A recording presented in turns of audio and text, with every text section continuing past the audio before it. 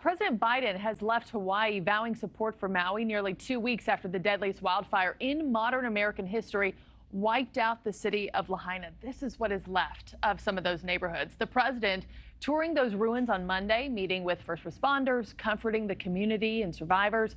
And some 850 people are still missing this morning. Hawaii Governor Josh Green warning some may never be found. Tom Dempsey is at the White House with the very latest there. Hey, Tom.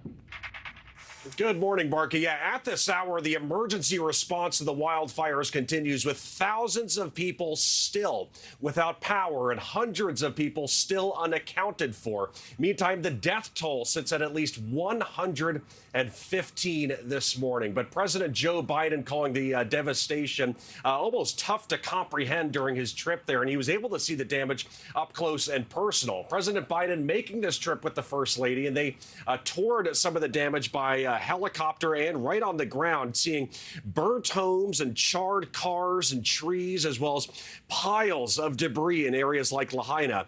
The president spoke with first responders and people impacted by one of the worst wildfires in U.S. history as well, even bringing up the death of his wife and daughter in a car accident back in 1972, saying the state will be given everything it needs for recovery.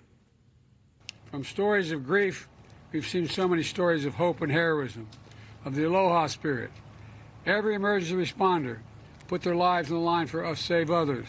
Everyday heroes, neighbors helping neighbors, Native Hawaiian leaders offering solace and strength.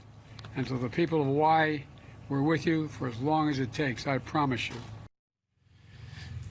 Again, though, the federal response continues with over 1,000 federal emergency personnel on the ground. Over 450 search and rescue teams also remain on the front lines.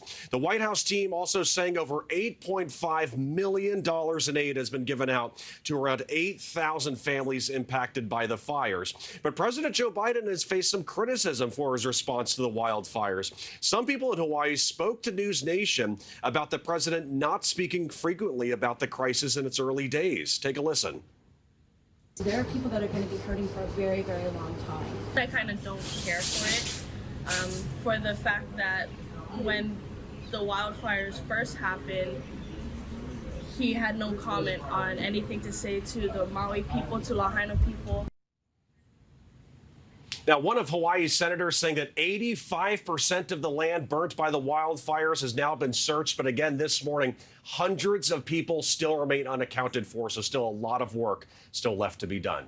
Adrienne. All right, Tom, thank you so much. Thank you for watching. Go to newsnationnow.com to find NewsNation on your television provider. And don't forget to click the red subscribe button below to get more of NewsNation's fact-driven, unbiased coverage.